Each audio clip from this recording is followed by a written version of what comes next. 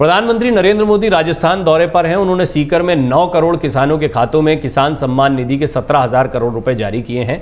साथ ही पीएम प्रणाम योजना और किसान समृद्धि केंद्र की शुरुआत भी की। इस दौरान उन्होंने प्रदेश के 5 मेडिकल कॉलेज का उद्घाटन कर 7 का शिलान्यास भी किया।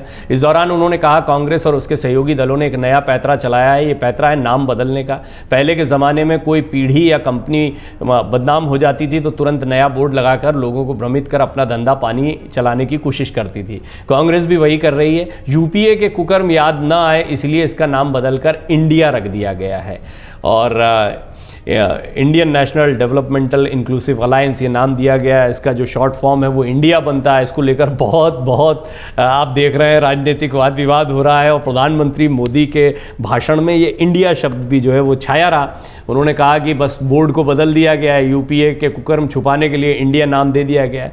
लेकिन देखिए, ये इंडिया नाम जो है इसके बाद में एक बहुत ही बड़ा नैरेटिव जो है वो विपक्षी एकजुटता के इस मंच को मिलता दिखाई देता है। विपक्षी एकजुटता के मंच में कई लोग हैं, अब आम आदमी पार्टी, कांग्रेस, तृणमूल कांग्रेस, ये सब साथ में दिखाई देते हैं, तो कई स्लोगन्स का वो इस्तेमाल कर रहे हैं। अब इंडिया को लेकर जैसे ही बीजेपी की तरफ से टिप्पणी आई तो इधर आपने देखा, मैं आपको विस्तार से भी बताऊंगा। संजय सिंह ने कल अमर उजाला से खास बातचीत के दौरान ये बात कही थी कि digital India, startup India, BJP for India जो ऑफिशियल ट्विटर हैंडल है, वो सब जगह पर इंडिया का इस्तेमाल होता है। लेकिन अब जब बात विपक्षी एकजुटता की आती है तो इंडियन मुजाहिदीन याद आता है या आपको ईस्ट इंडिया कंपनी याद आती है, क्विट इंडिया याद आता है। दरअसल प्रधानमंत्री मोदी ने क्विट इंडिया की भी बात कही कि महात्मा गांधी ने जब अंग्रेज़ों का दमन चल रहा था तो उस दौरान उनको खदेड़ने के लिए, बाहर निकालने के लिए क्विट इंडिया मूवमेंट चलाया था। और अब एक बार फिर भ्रष्टाचार को लेकर और इन सब को लेकर एक मोर्चा बन गया है,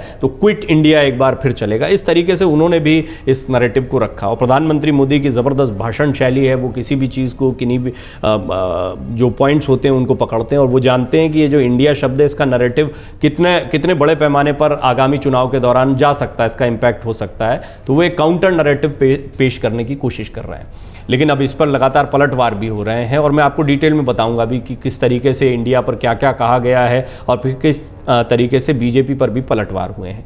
कांग्रेस और विपक्षी गठबंधन पर हमला बोलते हुए प्रधानमंत्री नरेंद्र मोदी ने यहाँ पर सीकर में कहा कि कांग्रेस और उसकी जमात उन फ्रॉड कंपनियों की तर्ज पर काम कर रही है जो एक कांड करके नाम बदलकर दूसरे नाम से नया कांड कर सके। मोदी ने इंडिया गठबंधन की तुलना ईस्ट इंडिया कंपनी से करते हुए कहा, अगर उन्हें इंडिया की चिंता होती तो विदेश जाकर भारत की निंदा करते क्या?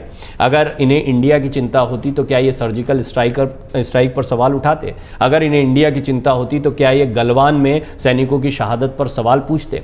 राजस्थान में युवाओं के भविष्य से खिलवाड़ हो रहा है, ये बात भी उन्होंने कही है। प्रधानमंत्री मोदी ने आज कई मौकों पर, कई मोर्चों पर राजस्थान सरकार को घेरा है। पेपर लीक उद्योग चल रहा है। राजस्थान के युवा काबिल हैं, लेकिन यहाँ की सरकार उनके भविष्य को बर्बाद कर रही है। यहाँ सत्ताधारी दल के लोगों पर ही पेपर लीक माफिया होने का आरोप लग रहा है। युवाओं को पेपर लीक माफिया से बचाने के लिए कांग्रेस को हटाना ही होगा।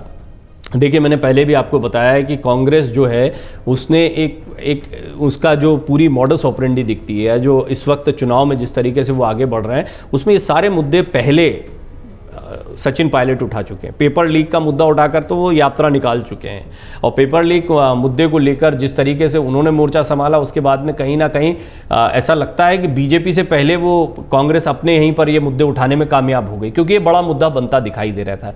लेकिन आने वाले दिनों में कितना बड़ा मुद्दा है, और मैं आपसे भी जानना चाहूँगा, क्योंकि आप कई राजस्थान के दर्शक भी होते हैं, आप मुझे ज़रूर बताएं कि पेपर लीक का ये जो मुद्दा है इसका राजस्थान में क्या माहौल चल रहा है? आपको लगता है कि एक बड़ा मुद्दा है जो अशोक गहलोत के खिलाफ दिखाई देता है? प्रधानमंत्री मोदी अगर कुछ मुद्दे, उन्होंने लाल डायरी को उठाया, इंडिया का मुद्दा उठाया, पेपर लीक का मुद्दा, इसका मतलब है उनके भाषण में उन चुनिंदा बड़े मुद्दों को उठाया गया है जो चुनावी रणनीति के लिहाज से बीजेपी को फिलहाल राजस्थान की कांग्रेस सरकार के खिलाफ महत्वपूर्ण दिखाई पड़ते हैं।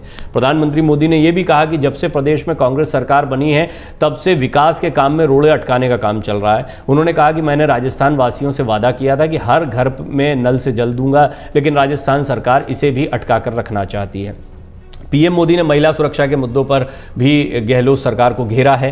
पीएम मोदी ने कहा कि राजस्थान के लोग बहन बेटियों के सम्मान से खिलवाड़ कभी भी बर्दाश्त नहीं कर सकते हैं। मां पद्मावती और मां पन्ना धाय की इस धरती की बेटियों के साथ जो हो रहा है वो आक्रोश से भर देता है। किसी दलित बेटी के साथ दुष्कर्म होता है और उस पर एसिड डाल दिया जाता है। किसी दलित बहन के साथ उसके पति के सामने गैंग रेप होता है।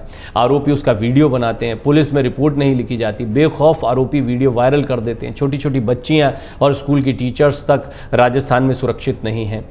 ये देखिए, ये मुद्दा इसलिए समझना ज़रूरी है क्योंकि मणिपुर में जो मामला आया था, एक निर्वस्त्र महिला को घुमाने का मुद्दा आया था, उसको लेकर प्रधानमंत्री मोदी ने भी उस समय पर टिप्पणी की थी कि इस मुद्दे पर राजनीति नहीं की जानी चाहिए। और उन्होंने राजस्थान और छत्तीसगढ़ दो जगहों का कि ये घटना चाहे मणिपुर में हो, राजस्थान में हो, छत्तीसगढ़ में हो, ऐसी घटनाओं पर राजनीति नहीं होनी चाहिए, उन्होंने बयान दिया था। और उसके बाद में आपने देखा था कि कांग्रेस की तरफ से किस तरीके से लगातार पलटवार किए गए थे। उन्होंने कहा छत्तीसगढ़ राजस्थान से मणिपुर की तुलना नहीं करनी चाहिए। तो जब उनको लगा कि राजनीतिक बयानबाजी हो रही है तो उन्होंने फिर यहाँ पर इस मुद्दे को उठाया और अब इस चुनावी सभा में तो पुरजोर तरीके से उन्होंने इस बात को रख दिया। उन्होंने ये भी कह दिया कि महिलाओं के साथ में माँ पद्मावती और माँ पन्ना धाय की धरती है, यहाँ पर महिलाओं का अपमान सहन नहीं करेगी राजस्थान की जनता। इस तरीके से इस बात को उन्होंने रखा है। आपको ये भी बता दें कि चुनावी वर्ष में प्रधानमंत्री का बीते 9 माह में ये 8वां दौरा है। पीएम नरेंद्र मोदी बीते 9 माह में किसी भी कार्यक्रम में हिस्सा लेने के लिए राजस्थान जो है वो आपको आते हुए दिखाई देते हैं। वो कई ऐसे कार्यक्रम हैं जिनमें हिस्सा आपको लेते दिखाई देते हैं जहां भी गुंजाइश होती है। जुलाई में ही पीएम 20 दिन में दूसरी बार राजस्थान में सभा को संबोधित करने पहुंचे हैं। लिहाजा निश्चित तौर पर ये तो बहुत स्पष्ट है कि चुनाव के लिहाज से उनकी रैलियों को ज़्यादा से ज़्यादा यहाँ पर रखा जा रहा है। प्रधानमंत्री मोदी के चेहरे पर ही चुनाव लड़ रही है बीजेपी राजस्थान में। पीएम की ये रैली पहले नागौर में होनी थी, लेकिन उनकी व्यस्तता के चलते ये रैली तब टल गई थी। इससे पहले वो 8 जुलाई को बीकानेर में सभा के लिए पहुंचे थे। सीकर के बाद पीएम मोदी 16 अगस्त को एक बार फिर प्रदेश के खरनाल में रैली के लिए पहुंच सकते हैं। तो पीएम मोदी भी लगातार एक के बाद एक रैलियां कर रहे हैं। आप मुझे बताएं कि प्रधानमंत्री मोदी का चेहरा कितना लोकप्रिय आपको राजस्थान में दिखाई पड़ता है? क्या कोई लोकल चेहरा होना चाहिए था, या आपको लगता है बीजेपी की रणनीति सही है कि राजस्थान में इस बार प्रधानमंत्री मोदी के चेहरे पर ही चुनाव लड़ा जाए? अमर उजाला अब आपके टीवी पर भी। अपने स्मार्ट टीवी पर यूट्यूब पर सर्च करें अमर उजाला, चैनल सब्सक्राइब करें और देखें ताजा खबरें, वो भी HD क्वालिटी में।